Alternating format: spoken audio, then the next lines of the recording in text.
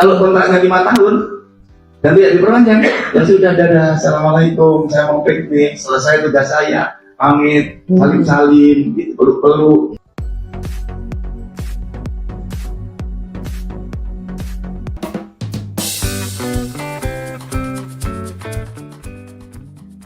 Ya, di tengah kisruhnya penyelesaian P3K dari non-ASN menjadi P3K paruh waktu, di sini kita baru saja mendapatkan pernyataan terbaru Kepala BKN yang cukup blunder ya, yang mana pernyataan ini dianggap meremehkan P3K. P3K tetap dianaktirikan daripada PNS. Nah, di sini Bapak Ibu kita akan lihat ada semacam petisi yang disampaikan oleh salah satu aliansi dari Kalimantan Barat yang menyayangkan pernyataan Kepala BKN ini. Bagaimana info lengkapnya, ikuti video ini sampai selesai.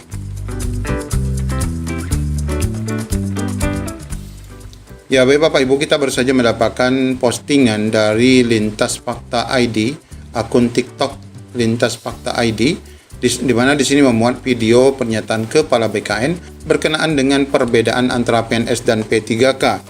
Nah, di sini disebutkan di bagian bawah, pernyataan Kepala BKN soal P3K bikin publik geram. Tenaga pendidik yang sudah sekolah tinggi bahkan bergelar sarjana demi jadi guru malah disebut hanya sementara. Pertanyaannya, bagaimana nasib mereka yang sudah berjuang demi pendidikan bangsa?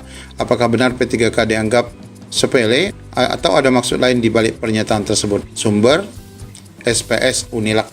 Nah, ini pernyataan ini di saat beliau berada di salah satu kampus. Sebelum kita simak tanggapan dari salah satu ketua aliansi, kita simak dulu pernyataan Kepala BKN ini. Buat semuanya, pertama kita harus melempengkan dulu konsepsi tentang ASN. ASN isinya dua, PNS dan P3K. Nah, PNS itu adalah jenjang karir asli dari ASN, jenjang karir asli. Dan dia dipersiapkan dari awal, maka ada namanya C, calon CPN. Calon dulu, siapkan. Nah, kemudian ketika di Undang-Undang ASN itu, ketika isi di PNS itu ada yang tidak dapat diisi dari PNS, diangkatlah P3K. Jadi P3K itu adalah tenaga siap pakai untuk mengisi kekosongan sementara di PNS. Tenaga siap pakai untuk mengisi kekosongan sementara di PNS. Contoh, di Pekanbaru, rumah sakit umum daerah tidak ada ahli dokter ahli bedah lutut, maka boleh angkat P3K untuk waktu 4 tahun sambil yang sekolah spesialis pulang. Tahun kelima yang P3K tadi berhenti. Kemudian ada guru fisika kosong sedang ambil S2 dari SMA 1 Pekanbaru. SMA 1 Pekanbaru lewat Dinas Pendidikan, lewat Wali Kota, usul 1 P3K guru fisika. Diangkat P3K 3 tahun sambil guru yang sedang S2 itu nanti pulang. Tahun ketiga P3K tadi selesai. Konsepnya seperti itu. Maka CPNS itu selesai berbasis batas usia pensiun. P3K selesai berbasis masa kontrak. Ini yang semua harus ikhlas, harus menyadari bahwa semua akan ada akhirnya sesuai persyaratan masing-masing. Nggak bisa nanti protes, ini wali kota, BKN, Menpan, Presiden Dolim mem-PHK P3K. Ya Anda, aturan yang mem-PHK Anda sendiri, kontrak yang menyelesaikan Anda sendiri. Kalau kontraknya 5 tahun dan tidak diperpanjang, ya sudah, dadah, assalamualaikum, saya mau piknik, selesai tugas saya, pamit, salim-salim, gitu, peluk-peluk, gitu. Bukan diakhiri dengan demo, bukan. Konsepnya seperti itu. Ini yang banyak belum. Itulah desain di undang-undang. Nah, kalau mau desainnya diubah, ya undang-undangnya diubah. Nah, salah satu petisi dari salah satu ketua aliansi ini menyebutkan tulisan yang bagus bacanya juga mesti dengan hati yang dingin sedingin embun habis hujan. Ucapan Kepala BKN melukai hati jutaan P3K. Saya pernah menulis soal kesedihan P3K yang pelantikannya diundur.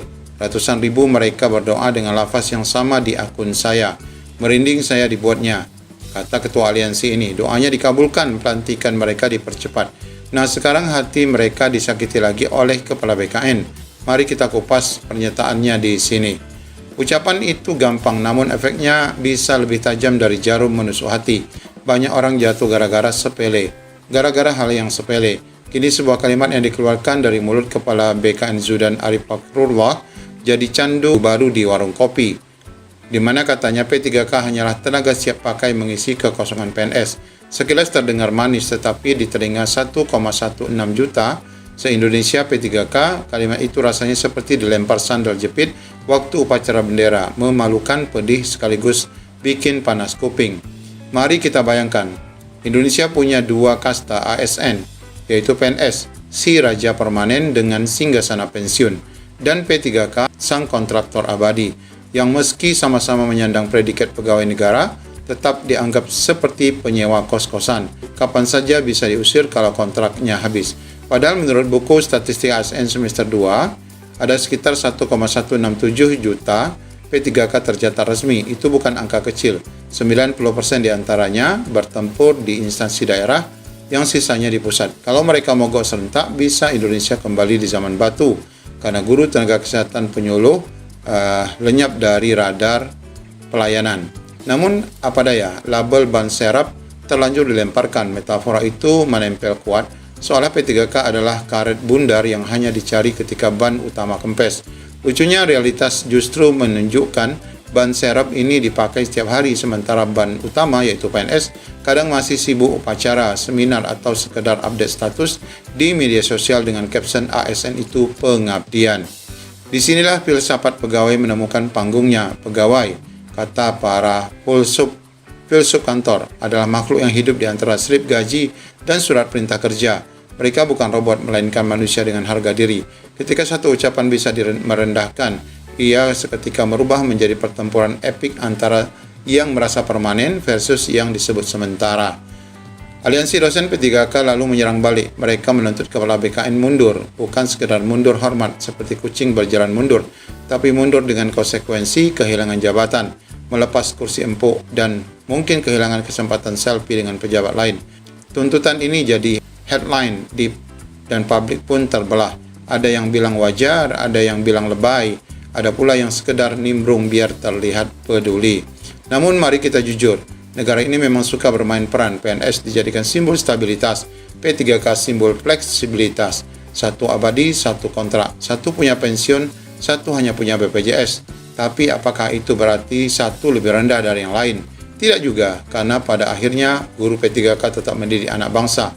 Perawat P3K tetap menyalakan lampu harapan di geruang IGD, dan penyuluh P3K tetap menampak di hati para petani. Kata-kata memang gampang diucapkan, tapi efeknya bisa lebih tajam dari peris pusaka. Sebuah pernyataan bisa mengubah seorang pahlawan jadi ban serap, atau sebaliknya, bisa mengangkat kontraktor abadi jadi martir yang rela berjuang meski sering diremehkan.